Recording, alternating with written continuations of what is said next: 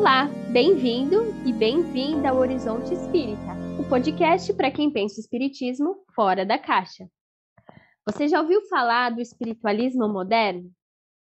O espiritualismo moderno foi um movimento que se iniciou no século XIX a partir dos famosos fenômenos que aconteceram na casa das irmãs Fox, nos Estados Unidos, em Nova York.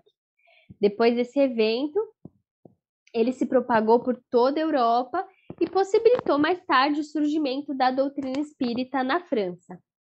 Hoje nós vamos falar sobre esse movimento que preparou o caminho do espiritismo. Seria uma simples introdução ou um processo com a sua própria efervescência social e espiritual? É o que a gente vai discutir nesse episódio. Eu sou a Litza Amorim e comigo estão hoje o Rodrigo Farias. Olá a todos. E o Eric Pacheco. Oi, pessoal, vamos ter mais um podcast. Rodrigo, você que é pesquisador, né, historiador da história dos Estados Unidos e também do espiritismo, fico pensando que se deparar com essa história de um movimento espiritualista que surge nos Estados Unidos deve ser particularmente instigante para você.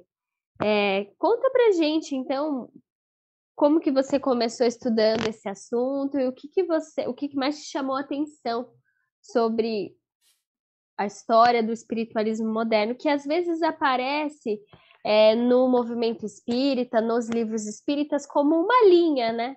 Só se menciona que aconteceu aquele fato na casa das irmãs Fox e não tem nada mais de muito significativo na literatura mais consumida, né, pelos espíritas.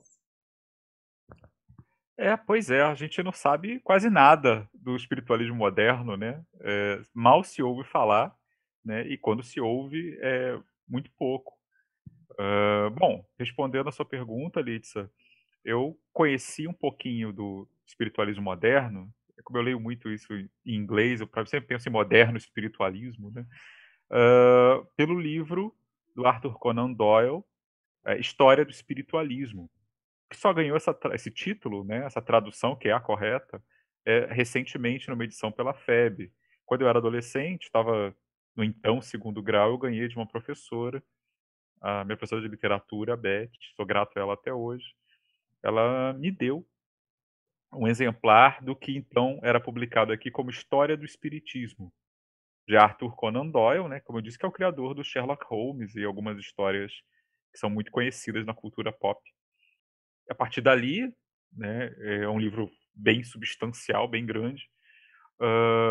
E ali eu entrei em contato com a história das irmãs Fox, dos fenômenos de Hydesville, né, os rappings, né, as pancadas que deram origem a tudo, e do movimento que começou a partir daí.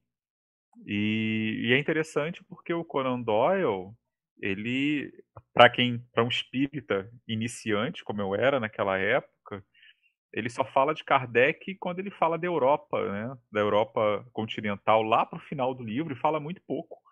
Então, era uma abordagem completamente diferente do que eu conhecia, e isso sempre me deixou muito curioso. Mas, infelizmente, não havia muita coisa, não que eu conhecesse, pelo menos à época, sobre isso por aqui, a não ser, como você disse, muito marginalmente, em alguns livros espíritas. E depois, né, muitos anos depois, quando eu cresci, cresci inclusive academicamente, profissionalmente, que eu pude tentar saber um pouco mais por minha própria conta a esse respeito. E como você disse, eu me tornei estudioso da história americana, né? E nos últimos anos é que eu passei a dedicar um tempinho para conhecer melhor a história do espiritualismo, que não é muito conhecida mesmo lá, né? Isso é muito interessante para um movimento que, para a gente, tem tanta importância, mas para os americanos, embora os especialistas, obviamente, saibam do que se trata, mas, assim, popularmente, nem tanto assim. A gente vê as influências dele na cultura popular, né? Influências sobre esses movimentos de nova era.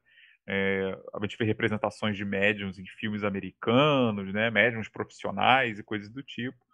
Então ele está meio que diluído na cultura pop, mas merece realmente ser melhor conhecido por nós. E você, nossa cara ou nosso caro ouvinte, já ouviu falar no caso das irmãs Fox? Onde que você leu? A gente vai tentar trazer um pouquinho a mais do que se costuma falar naquela linhazinha na apostila do curso espírita. Você sabe que existia uma família na cidade de Hydesville e dentro dessa família, duas irmãs pequenas, Kate e Margaret Fox, elas tinham 12 e 14 anos, respectivamente, começaram a ouvir ruídos nas paredes. Aparentemente, elas estavam envolvidas de alguma forma com esses ruídos. E a investigação da família levou à ideia de que esses barulhos seriam inteligentes. Eram batidas nas paredes, nas mobílias, uma casa rural, né, que alguém poderia suspeitar que era naturalmente cheia de rangeres de coisas. Bom, esses barulhos que estavam acontecendo na casa da família foram interpretados como inteligentes, né, como respondendo a perguntas e intenções da família. E com o tempo, tanto eles quanto os vizinhos se convenceram de que, na verdade, quem produzia esses ruídos era o espírito de um caixeiro viajante que tinha sido enterrado no passado no porão daquela casa. Pelo que se sabe, o corpo desse caixeiro viajante, desse comerciante, nunca foi encontrado no porão daquela casa. Entretanto, a pressão social que foi acontecendo em torno da família Fox, a expectativa de que um espírito estava se comunicando, fez com que as meninas fossem levadas para viver em outro lugar, em Rochester, com a irmã mais velha, que era a Anne Lea Fish. Mas lá elas passaram a realizar aquilo que a gente conhece hoje como sessões mediúnicas, né? Passaram a se comunicar com o além, participavam dessas sessões pessoas envolvidas na religião Quaker, que era uma forma de protestantismo muito presente nos Estados Unidos naquele período. E essas pessoas, além de entusiastas pela comunicação com os espíritos, além de pessoas envolvidas com a religião Quaker, muitos deles também eram ativistas pelo movimento abolicionista da escravidão negra nos Estados Unidos. Então, lembrando que nesse período que a gente está falando, a escravidão ainda existia nos Estados Unidos e também no Brasil. Um dos locais onde aconteceram essas sessões era na casa da Amy e do Isaac Post, que eram Quakers, que eram abolicionistas, que eram amigos próximos da família Fox. E as sessões foram feitas nessa casa, que era também local de hospedagem para escravizados que tinham fugido e também para pequenas palestras abolicionistas. Então, a gente já vê aí que no mesmo local, a casa do Isaac e da Amy Post, aconteciam sessões mediúnicas com as meninas Fox e também preleções abolicionistas, hospedagens de escravos que tinham fugido. Após o seu primeiro desenvolvimento mediúnico, quando já se tornaram conhecidas, as irmãs Fox passaram a fazer exibições públicas dos fenômenos mediúnicos que elas produziam. Elas viveram várias peripécias, altos e baixos, chegaram a desmentir que eram espíritos os produtores dos fenômenos, depois voltaram atrás, mas a essa altura da situação, as práticas mediúnicas, as médiums e os grupos de investigadores do espiritualismo já tinham se multiplicado no país e o espiritualismo já podia ser chamado de movimento. A gente pode até fazer o questionamento, né? Era um movimento religioso, era um movimento científico. Tem um aspecto interessante que a historiadora Anne Brown ressalta, que é o fato de que os espiritualistas chegaram a fazer uma petição para o Senado dos Estados Unidos pedindo que a questão da vida após a morte fosse investigada cientificamente. Então, existia uma crença no poder da ciência, existia uma expectativa de que esse contato com o além pudesse ser demonstrado pelo método experimental. Só queria acrescentar, talvez, sobre essa questão que a Alicia colocou de se era um movimento científico, né, religioso.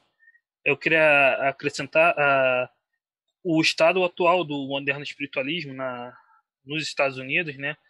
Eu sei porque no meu canal, eu faço o canal Espiritismo em Kardec, eu faço às vezes entrevistas, né? E eu entrevistei algumas dessas pessoas e lá hoje, né, o que há mais são as chamadas igrejas espiritualistas, né? Existe até uma associação das igrejas espiritualistas, né? E me parece que o movimento começou, né, como o espiritismo também tinha um envolvimento com a religião, com a ciência, com a filosofia, mas hoje propagou mais para uma religião, né? Se você for numa dessas igrejas, é bem parecido com uma igreja protestante mesmo, né? Aqui no Brasil você viu um movimento espírita associado com o catolicismo e lá você vê com o protestantismo, né? Então, são igrejas de fato, né? Onde tem um pastor lá em cima falando no púlpito e durante a fala dele, que é uma fala bem parecida com o pastor mesmo, ele tem revelações durante a revelações mediúnicas e fala e tal. Então, até pegando aquela relação com os Quakers que você falou, não sei se você quer abordar mais agora, mas enveredou bem para um caminho de uma religião mesmo, onde, né, a própria palavra igreja é usada, né, nesses centros espiritualistas. O que é interessante no espiritualismo, né, é que assim, essas polêmicas que às vezes a gente vê no movimento espírita, como você mesmo citou, né, se é a religião, se é a ciência, se é ou não é, se é as três coisas, se é só uma, isso é meio estranho porque para eles, porque isso definitivamente não se aplica. A dinâmica que o espiritualismo moderno seguiu, ela é bastante diferente em vários aspectos da que o espiritismo, que é o que a gente conhece, né? Que é, tipo, eu gosto de chamar de espiritualismo francês, seguiu. Porque o espiritualismo moderno, é bom que se diga, ele não teve um codificador, ele não teve uma figura central que filtrou quais seriam os conteúdos doutrinários, ele não tem uma doutrina exatamente, precisamente formada. Ele é um movimento descentralizado. Então, ele começa pelo fenômeno, depois ele se multiplica, né? Começa com as irmãs Fox, ou esse pelo menos é o marco que os próprios espiritualistas escolheram. Claro que os fenômenos sempre existiram. O Conan Doyle, na sua história do espiritualismo, ele gosta de falar dos precursores, né? Ele fala de Swedenborg, na Europa, do século XVIII. Ele fala dos Shakers, que era um grupo religioso nos Estados Unidos, aqueles grupos radicais que estavam surgindo com muita força no começo do século XIX, que também tinham manifestações espirituais. Ele fala do Andrew Jackson Davis, que era um vidente, né, que era magnetizado e a partir daí ele dava diagnósticos sobre doenças e depois ele tem visões do espírito de Swedenborg. Né? Aliás, o Davis é a coisa mais próxima, digamos assim, de um Kardec do moderno espiritualismo, e mesmo assim não chega nem perto da centralidade que Kardec teve, né? Porque o Davis, ainda no comecinho do espiritualismo, né? As irmãs Fox, os fenômenos são 1848, em 1850 ele publica o seu livro sobre a filosofia harmonial, que era baseado nas visões dele, nas revelações que ele tinha, e que, embora não fosse para os espiritualistas o que os livros de Kardec seriam para os espíritas, né? Para nós espíritas, Kardec é uma autoridade. Para os espiritualistas, o Davis é uma referência, mas não tem esse poder todo, né? Ele não define questões. Mas ele foi o que ofereceu uma base, né? Uma certa filosofia que era aceita por muitos espiritualistas como uma referência. E é interessante ver como algumas coisas eram parecidas e outras eram diferentes daquelas que o espiritismo, um pouquinho mais tarde, vai apresentar.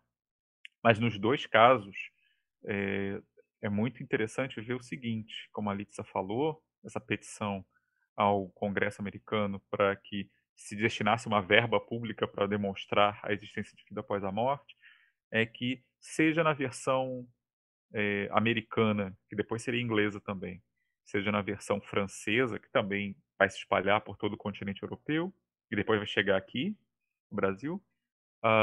Em ambos os casos, uma coisa muito forte é a noção muito clara de que a vida após a morte ela pode ser demonstrada.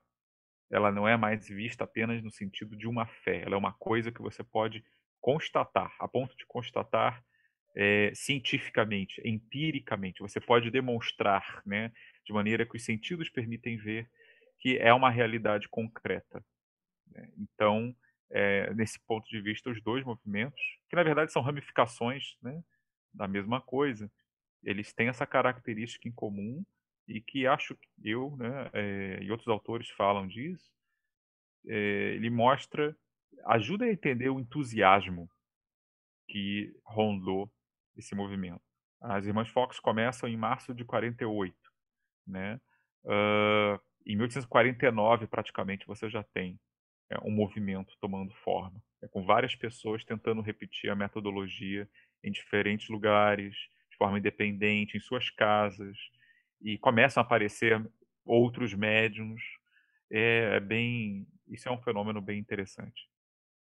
E interessante como você teve muitas pessoas nesse movimento envolvidas com a própria ciência, né, que eram, enfim, biólogos, né, físicos. Você teve o Alfred Russel Wallace, né, por exemplo, que era naturalista, ele geógrafo, antropólogo, né, e foi cofundador da teoria da evolução, né, e eram envolvidas no moderno espiritualismo, né. Enfim, o Wallace teve um trabalho muito importante, ele publicou junto com Darwin na Linnean Society em Londres, né, em 1 de julho de 1858, a ideia da seleção natural, né, e da evolução explicada a partir da seleção natural, né. Mas aí depois o Darwin ele publicou A Origem das Espécies e aí esse conhecimento foi mais aberto ao público, né, e acabou que o Darwin se tornou o nome mais renomado, né.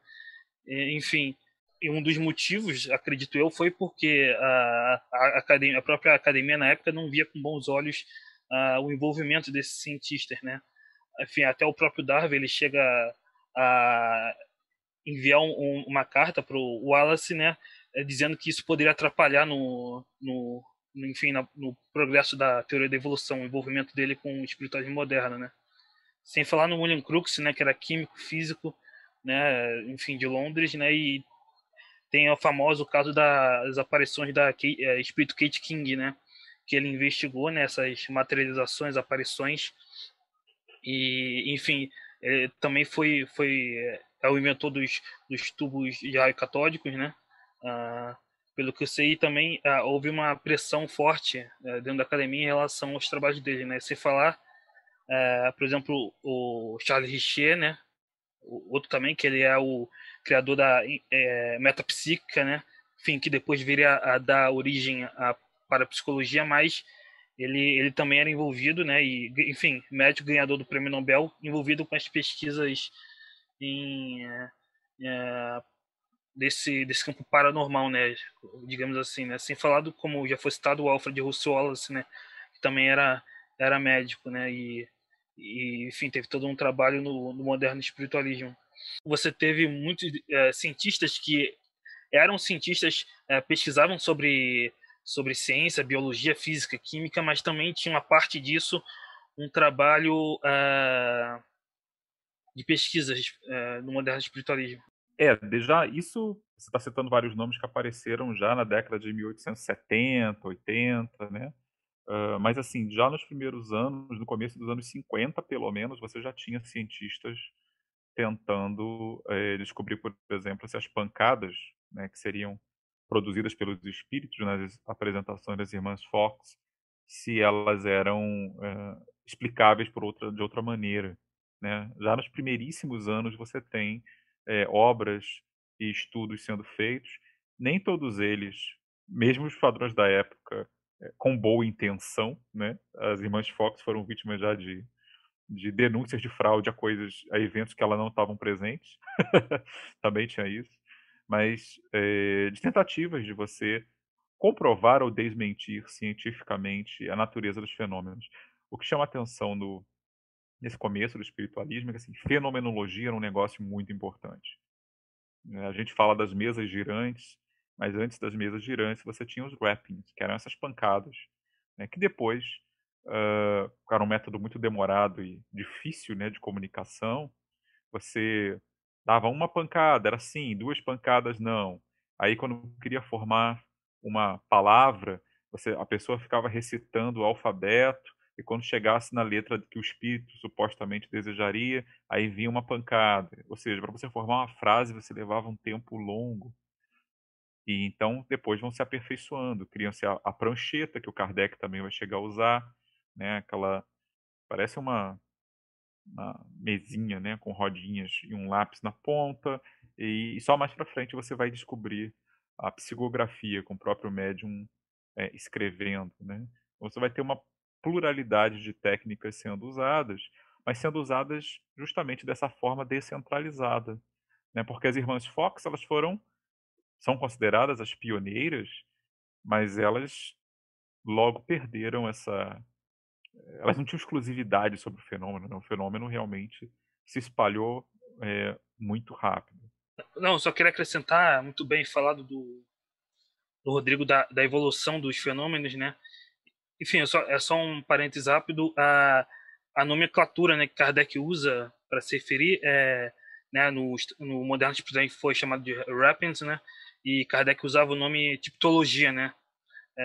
Aí, como o Rodrigo explicou, tinha a tipologia por sim ou não, né? Uma batida sim, duas batidas não, e a tipologia alfabética, né? Que, enfim, como o Rodrigo disse, deveria ser muito demorado, né? Imagina cada letra uma pancada, né? Então, se houvesse uma palavra, por exemplo, com Z, demoraria, enfim, uma centena de anos, né, para escrever, enfim. Só acrescentando essa terminologia. Se o espírito se chamasse Zuleika, ia ser um problema, né? Ia levar minutos só para formar o nome dela. Eu ia fazer uma recomendação do tipo, fica a dica de cultura pop para os nossos ouvintes. Um filme que estreou há pouco tempo na plataforma de streaming Netflix é o filme Radioactive, que conta a história principalmente da Marie Curie, aquela grande cientista que ganhou 2 prêmios Nobel e que foi companheira do Pierre Curie, também cientista que ganhou um prêmio Nobel.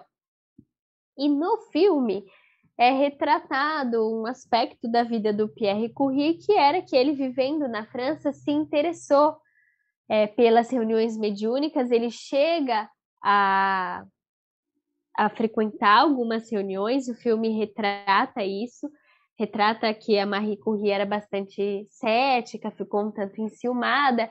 Ele chega a considerar a hipótese de pesar uma médium antes, durante uma sessão mediúnica, naquele afã de será que ele conseguiria pesar o espírito, né?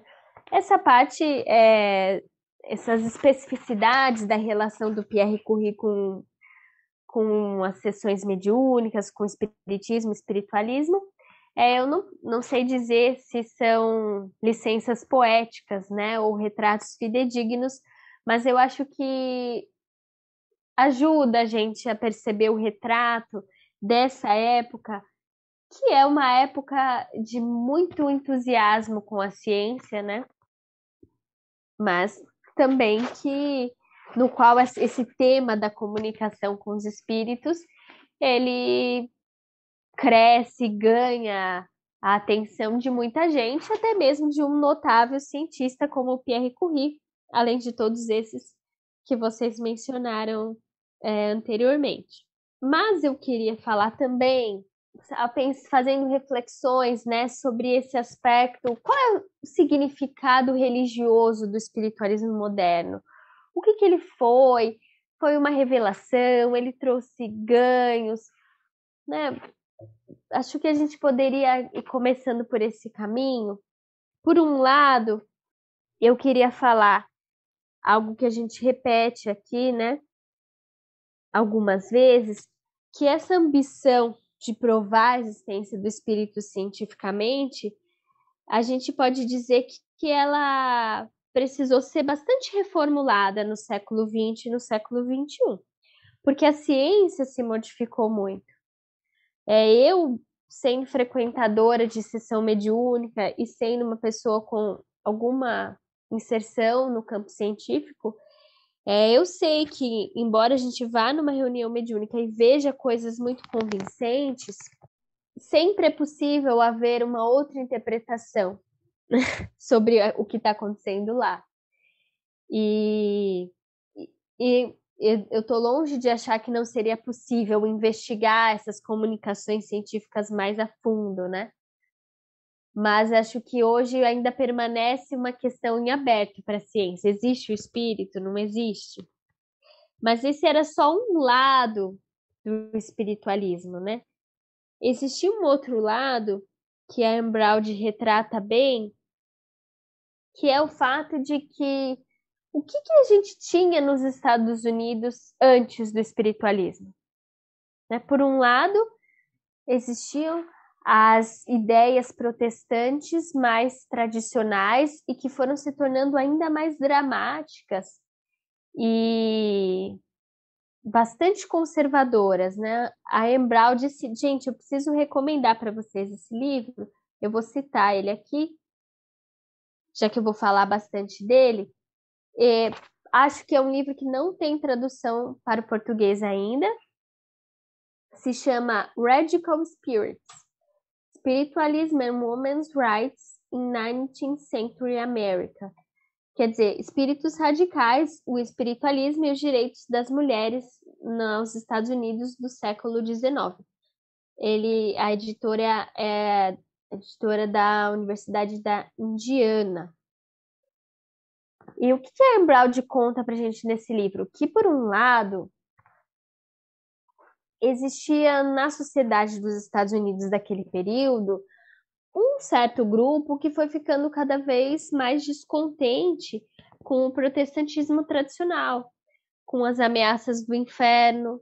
Ela conta, por exemplo, que no movimento espiritualista, surgiram muitos relatos de mães que tinham perdido seus bebês, né? O filho morreu pequeno e que a mãe podia se comunicar com aquele filho, sabia que aquele filho estava bem. E aí a Anne Browd faz um contraste com a teoria evangélica mais tradicional, que poderia vir a dizer que se esse bebê não tivesse sido batizado, talvez nem no céu ele estivesse. Então ela fala de uma sociedade em desencanto com a ameaça do inferno, perturbada com essa ideia. Ela vai falar dessas mudanças culturais, as pessoas começam a achar desejável imaginar uma vida após a morte mais pacífica, mais natural. A Anne Browd conta até sobre mudanças arquitetônicas que acontecem nos cemitérios, né? Até um determinado momento existiam só aqueles cemitérios bastante suntuosos no meio da cidade, cheio de monumentos. E de repente, no século XIX, começam a surgir aqueles cemitérios afastados da cidade, que são num campo. Tudo isso tem a ver com mudanças culturais que começam a especular se a vida após a morte não seria diferente. Bom, vamos ver então o que estava acontecendo, né? Porque se sempre houve médiums, por que as irmãs Fox decolaram, né? Por que elas fizeram sucesso e acabaram meio que involuntariamente criando um movimento? Os Estados Unidos de 1848 estavam vivendo o que os historiadores chamam de o segundo grande despertar, que é um movimento de reavivamento religioso. O que isso significa? Exatamente o que o nome diz, é um movimento de trazer a religião, né, e no nível da população em geral, e dar uma reavivada, uma reenergizada no espírito religioso. E a história americana é cheia de momentos em que essa religiosidade, que sempre foi muito forte nos Estados Unidos, ela entra num período de certa efervescência. Havia tido um período assim no século XVIII, seria o primeiro grande despertar, né, quando você surge movimentos em vários estados, ao longo de décadas, de pregadores itinerantes fazendo grandes cultos ao ar livre, geralmente, ou em tendas, né, e as pessoas atingiam aquele êxtase religioso, que basicamente populariza lá o que hoje a gente vê em muitas igrejas evangélicas. Né? Para a gente, hoje, é quase que banal, mas naquele momento era um estilo bastante novo de adoração cristã.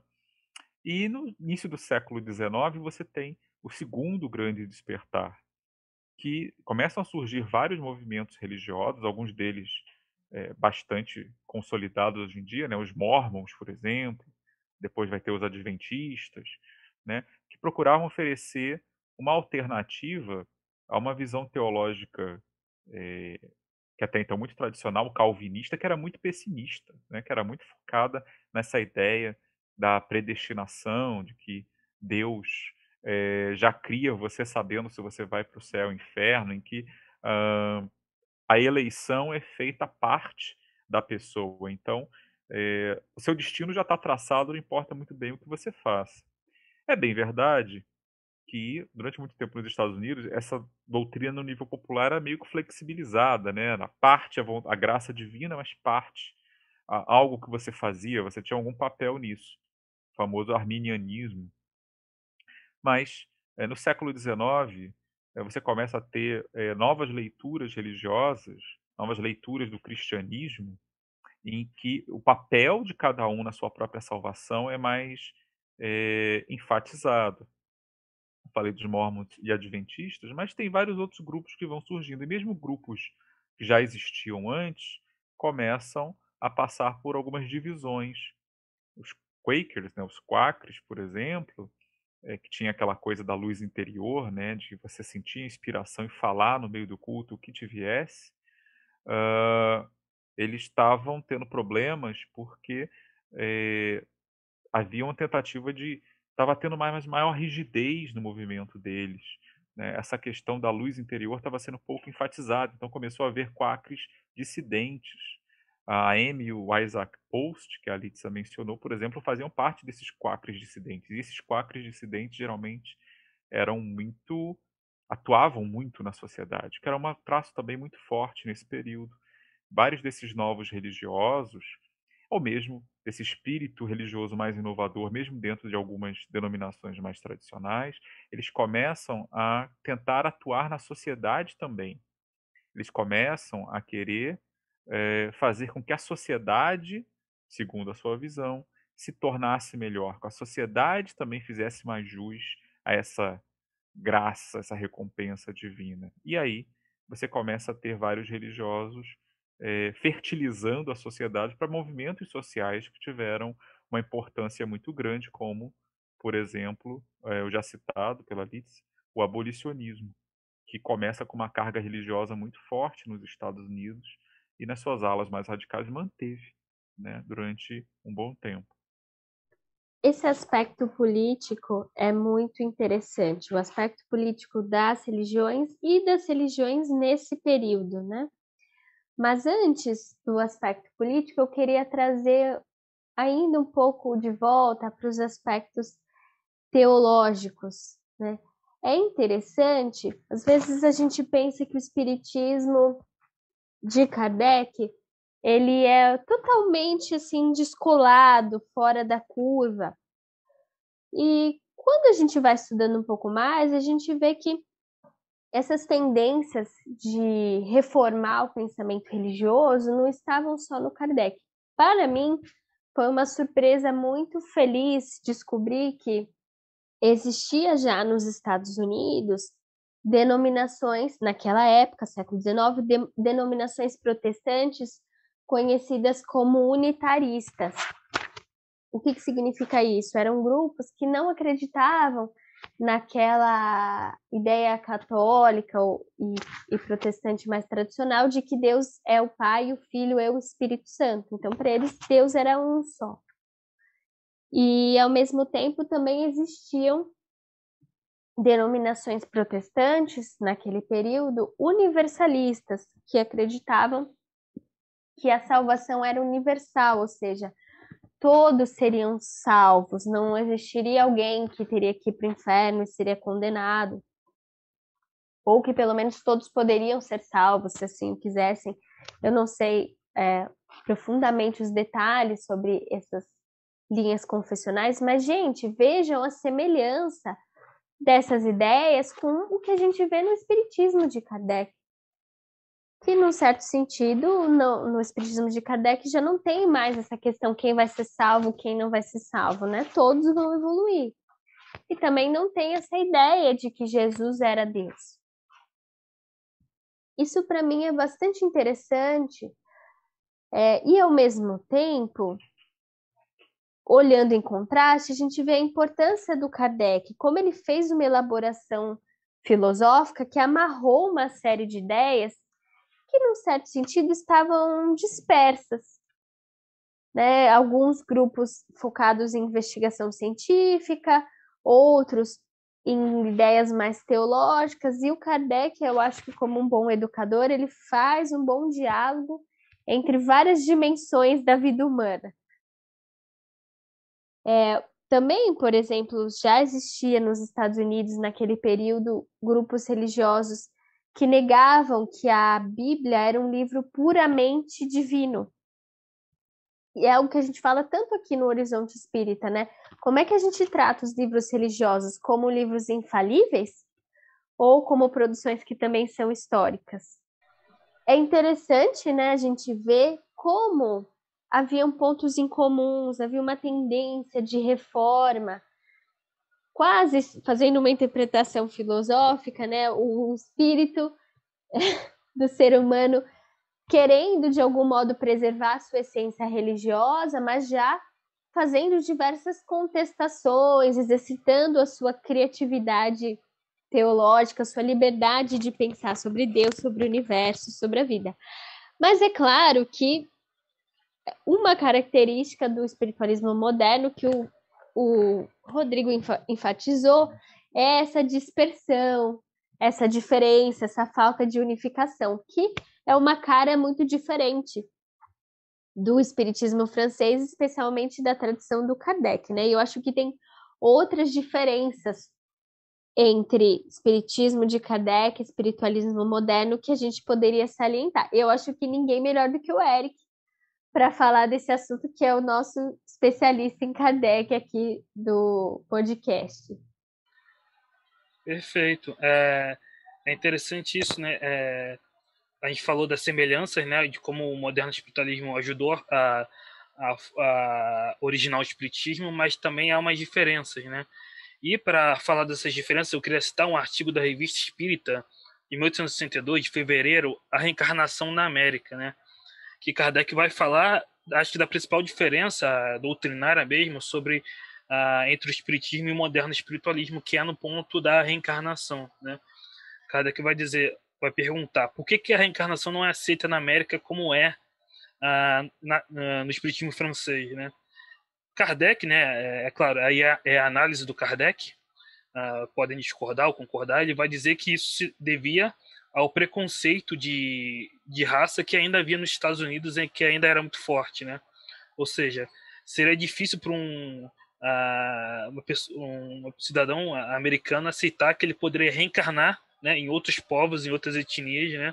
Como ensinava o espiritismo francês, e por conta disso, Kardec diz que a reencarnação não foi ensinada, né, nos Estados Unidos, porque os espíritos respeitavam o entendimento das pessoas nos Estados Unidos, né, enquanto revelaram a reencarnação na França, né. Então, esse é um ponto bem importante, né? A ideia da reencarnação é um ponto fundamental no espiritismo francês, né? E aí a ideia de reencarnação como progresso, né?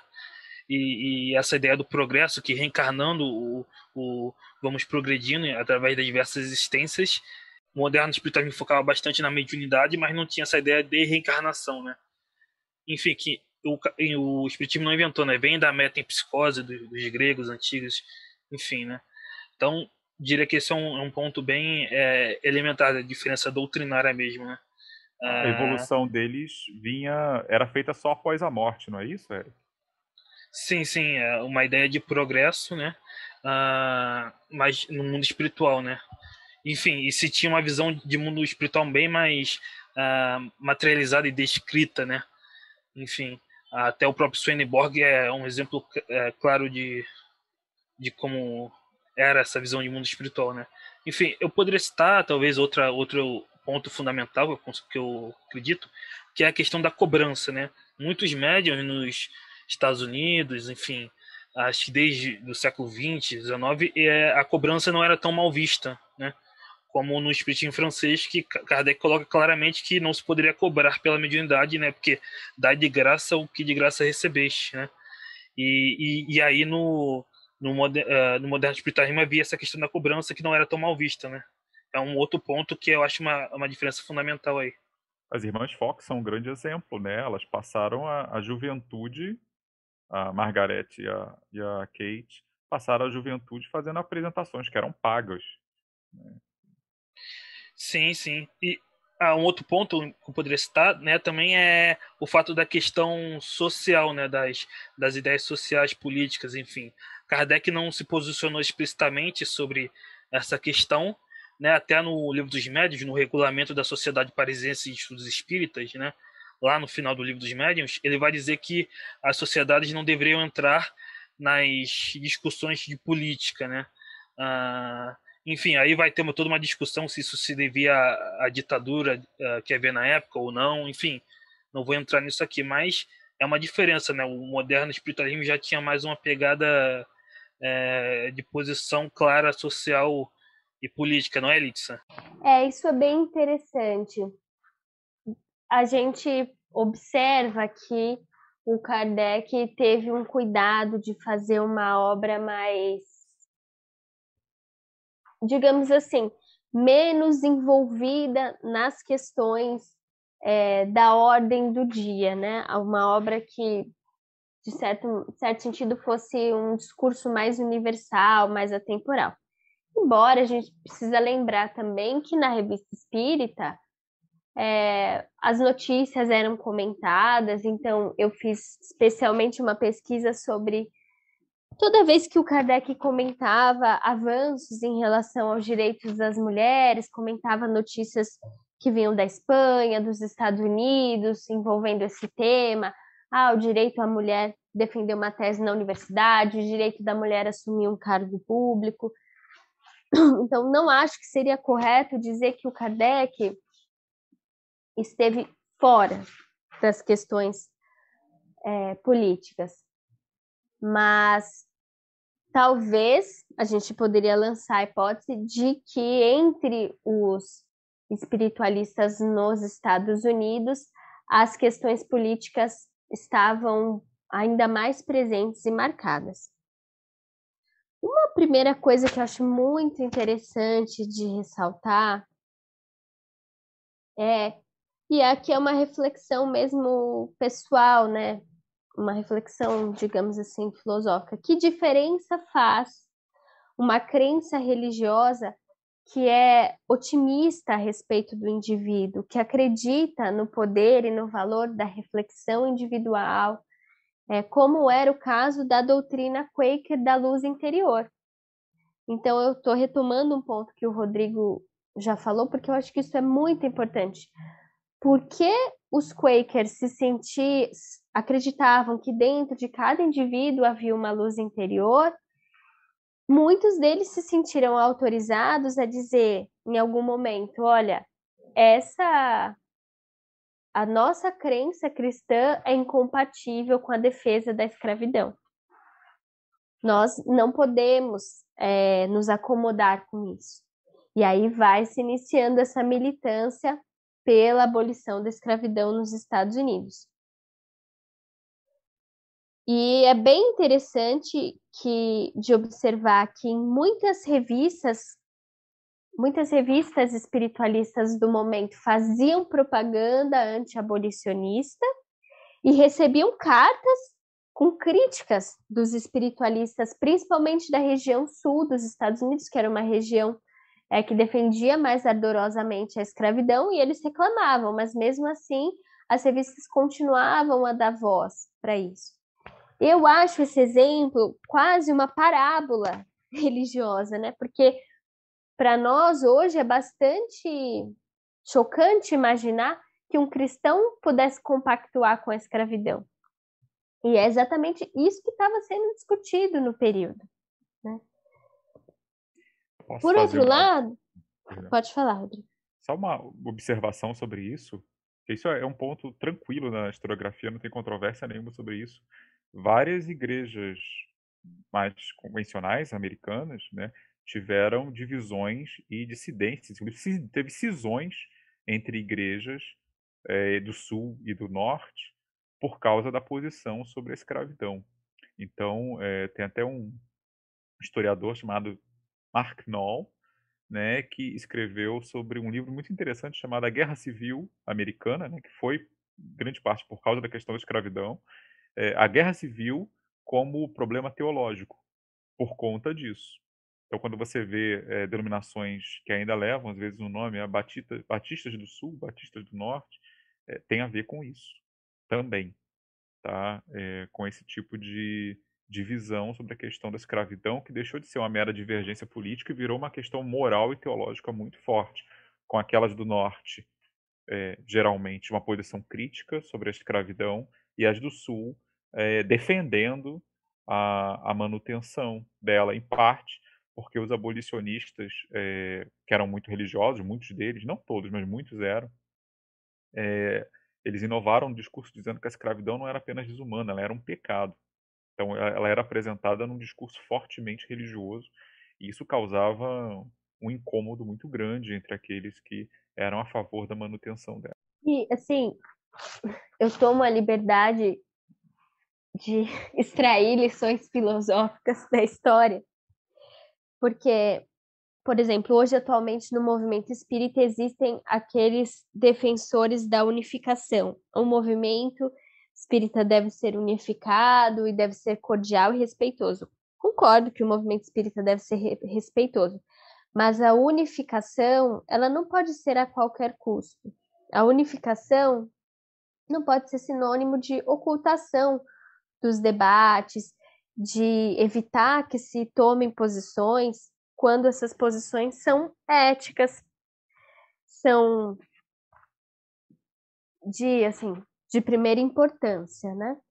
Como era nesse caso, a questão, eu acho muito interessante que esse movimento religioso transforma uma questão social, enxerga a questão ética que está lá implicada e leva isso, né? Levanta essa bandeira como algo da importância devida, né?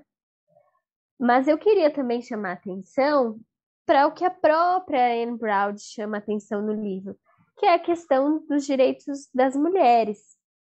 Ela vai dizer que muitos dos médiums que viajavam e que fizeram os chamados trance speakers, né, as pessoas que falavam em transe, a grande maioria eram mulheres.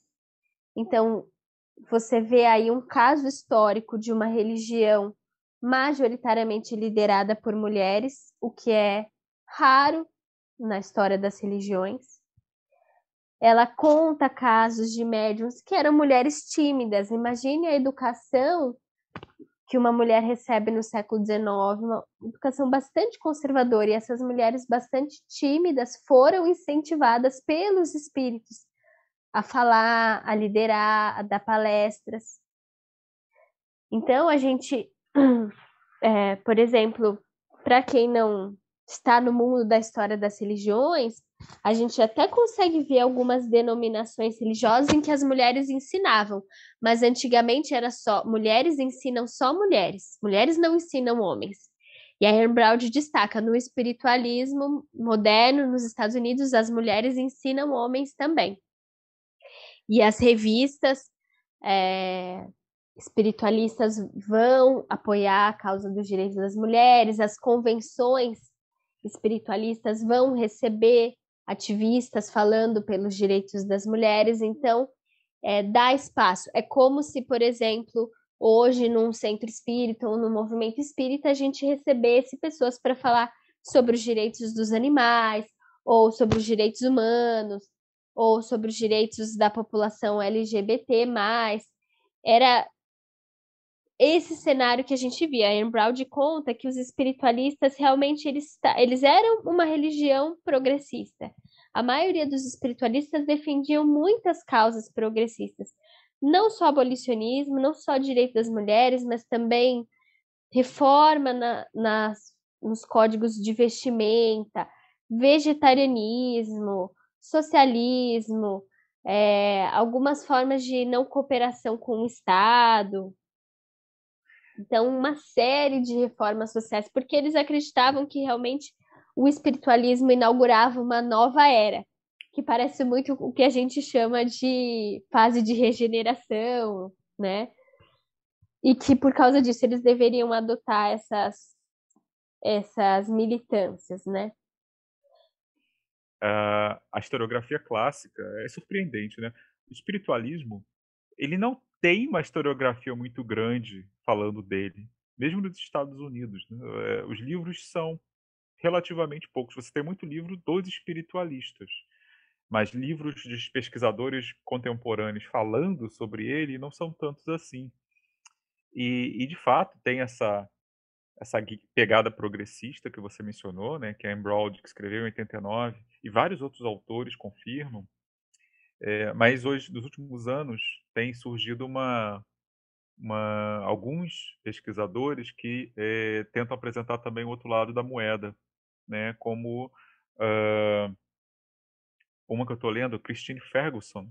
Ela escreveu um livro chamado Determined Spirits, em que ela fala sobre o flerte de espiritualistas com ideias que eram comuns naquela época, né, de frenologia, determinismo biológico.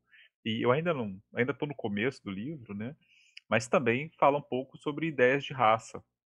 Então, ao mesmo tempo, hã, os espiritualistas eram muito avançados em alguns aspectos, mas isso não os isentava de ideias que hoje, também eram consideradas, eh, obsoletas, superadas e retrógradas. Não, você podia ser, ao mesmo tempo, digamos, um abolicionista, né, ser contra a continuidade da escravidão, por razões humanitárias, espirituais, e às vezes isso não significava que você acreditasse na igualdade racial da maneira como a gente entende hoje, por exemplo, né? Isso é bem interessante, essas contradições, né? E só citando mais um nome que eu acho que merece menção, Lídia, que você falou da questão das mulheres, que a primeira candidata à presidência nos Estados Unidos, a primeira mulher candidata à presidência, a Victoria Woodhull, ela era médium, era presidente de uma organização espiritualista, né, que não durou muito tempo porque os espiritualistas eram contra organizações, não havia FEB versão espiritualista, nem nada parecido, mas a que houve, ela presidiu durante um tempo e ela se lançou candidata à presidência dos Estados Unidos, e ela também militava como direito das mulheres, era dona de uma agência de corretagem na Bolsa de Valores naquela época, uma agência para mulheres, e ela lançou a revelia dele sem consultá-lo, né, como vice na sua chapa, o famoso, né, ativista e um dos grandes nomes eh, americanos do século XIX, né, também ex-escravo, né, e tornado ativista abolicionista, o Frederick Douglass. O Douglass não aceitou a candidatura, pelo que se soube, foi lançada para chamar atenção. Infelizmente, naquele momento, em 1872, uma candidatura feminina não era nem um pouco viável, mas ela lançou assim mesmo.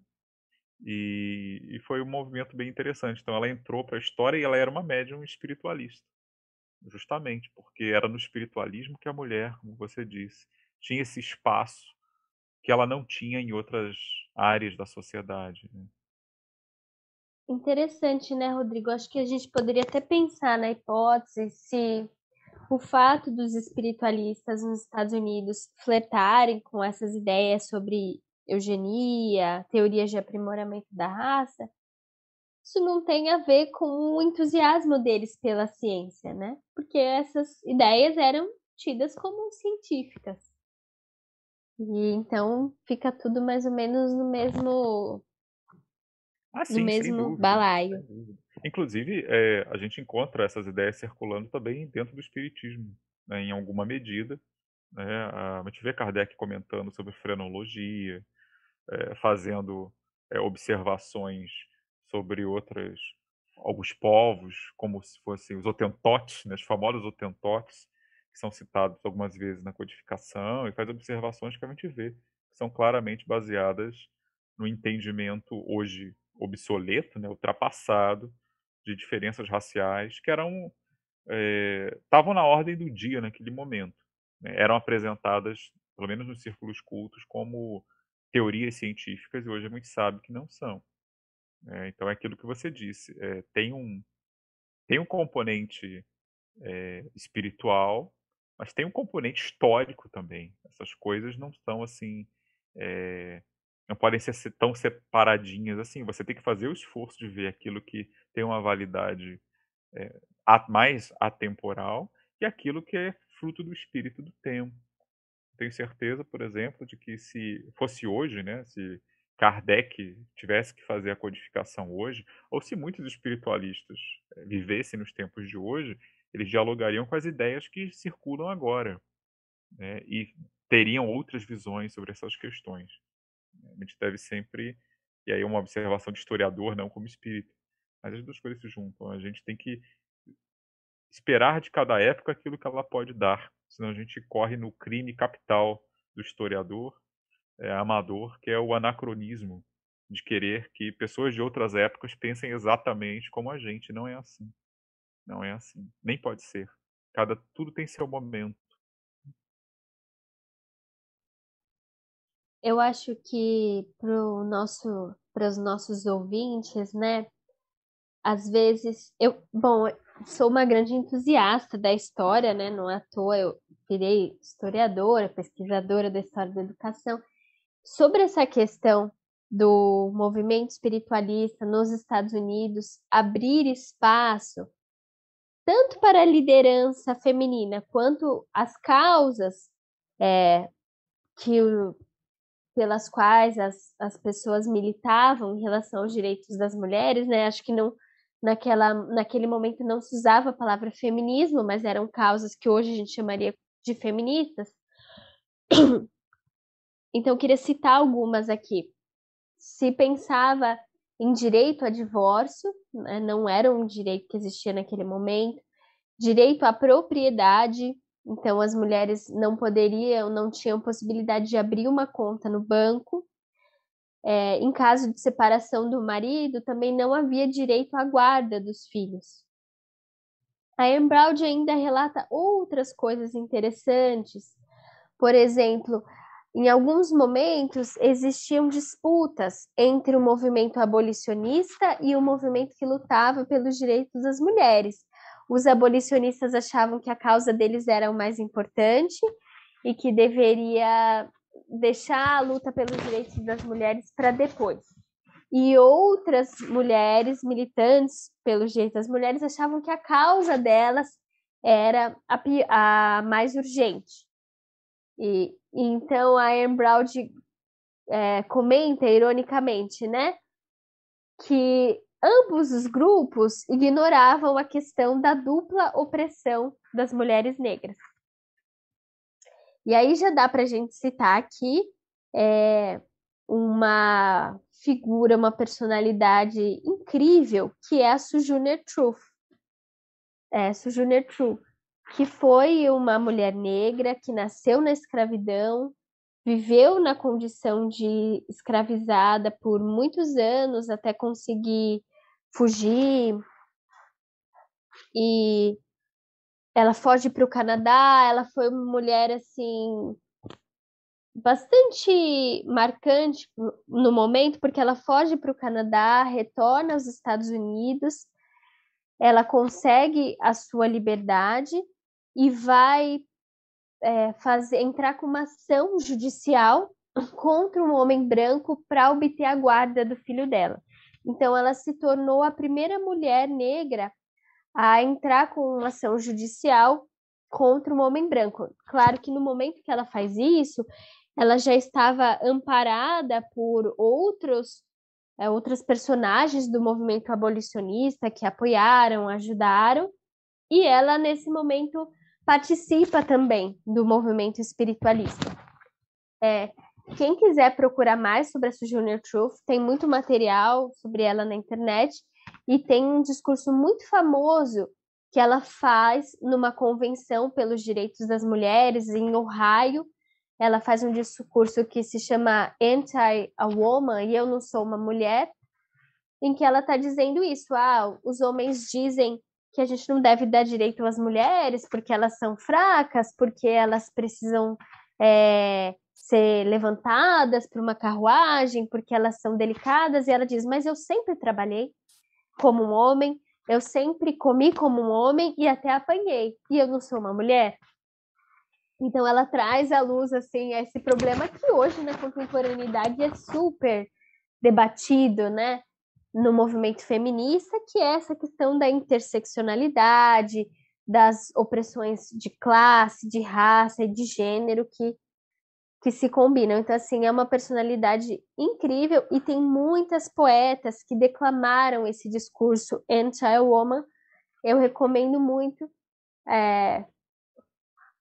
para quem tem interesse pesquisar aí na internet, que vocês vão achar muita, muita coisa legal. Bom, e como tudo chega ao fim, a gente tem que encerrar esse programa, mas vamos deixar dicas para quem quer conhecer um pouquinho mais sobre esse assunto. Pessoal, vocês recomendam algum livro? A gente sabe que nem sempre é fácil acessar coisas na língua portuguesa, tem coisas que não são traduzidas ainda, né? Mas, e aí, vocês têm alguma ideia para quem está curioso em saber mais sobre espiritualismo moderno? O que vocês recomendariam? Então, eu queria citar o livro do Alfred Russel Wallace, né, um autor que eu citei durante a minha fala e que eu acho bem interessante, né, pela importância, né, que ele teve para a biologia, mas também para o espiritualismo. E em português tem os livros dele traduzidos, né, pela editora La Chatre, que é a tradução do Jader dos Reis, e tem esse livro que é o Aspecto Científico do Sobrenatural, que é muito interessante. Ele fala primeiro sobre... Tem muita coisa que você vê aqui nesse livro que depois você vai ver em Kardec, né? Então é interessante ver essa relação. Por exemplo, lá no começo ele fala do milagre da ciência moderna, né? Como que o milagre, o sobrenatural, né? É simplesmente o que a ciência ainda não explicou, né? E depois vai ser revelado por leis, né? O que Kardec vai falar lá na Gênese, né? No capítulo que ele fala dos milagres e tal. Enfim, ele fala de várias coisas, vários casos que estavam ocorrendo, né? Ele faz um apanhado de casos também, e ele fala também, interessante, do magnetismo animal, né? Que Kardec tinha essa relação com o mesmerismo, mas também havia essa relação no moderno espiritualismo com o mesmerismo do Mesmer, né? E interessante também que nesse livro ele tem uma parte lá no final que fala sobre os ensinamentos morais do espiritualismo, né? Então, o Alfred Russel Wallace era um autor que, embora tivesse uma pegada maior na fenomenologia, né? Como acho que a maioria dos autores anglo-saxões do moderno espiritualismo tinha uma pegada mais na fenomenologia, né? E o Kardec tinha uma pegada mais na filosofia, na moral, era mais abrangente, mas ele tem aqui, nesse livro, os ensinamentos morais do espiritualismo, né? É bem interessante ele falando dos diversos ensinamentos morais do espiritualismo e relacionando com, enfim, com a moralidade cristã, né? Então essa coisa do aspecto moral não era só no espiritismo francês, enfim.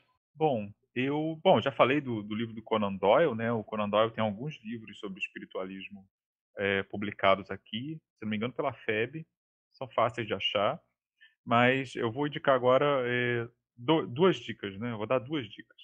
Um livro de história mesmo, chamado Falando com os Mortos, da Bárbara Weisberg, que saiu aqui pela editora Agir. É um livro de história, não é um livro de um adepto, né? Mas que é interessante porque foca na história das irmãs Fox, né? Uma trajetória delas e, obviamente, acabam falando do movimento espiritualista também. E é um dos poucos livros em português que a gente tem a respeito, então acho que vale a pena correr atrás dele. E também queria dar como fonte primária, né, um livro de um espiritualista, além do Doyle, a FEB publicou aqui, o Ensinos Espiritualistas, do William Stanton Moses, que era um religioso, não lembro qual a denominação dele, acho que ele era anglicano originalmente, depois se tornou médium, e ele publicou alguns livros psicografados, e um deles é esse, Ensinos Espiritualistas, que é bem interessante, porque mostra, digamos assim, a abordagem diferente e ao mesmo tempo muito parecida que o espiritualismo tem em relação ao espiritismo, né? Ele tinha alguns espíritos com quem ele dialogava e ele narra ali o que eles diziam, falavam sobre várias coisas, né? Sobre vida pós-morte, vida na Terra, forças do mal, coisas do gênero. É bem interessante.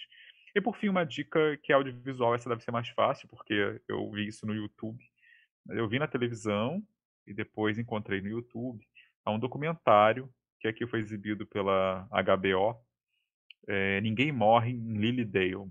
Lilydale era um lugar em Nova York onde se faziam camp meetings, né, que eram eventos espiritualistas ao ar livre e que depois virou uma espécie de vilarejo, né? E virou uma espécie de atração turística, um parque temático espiritualista.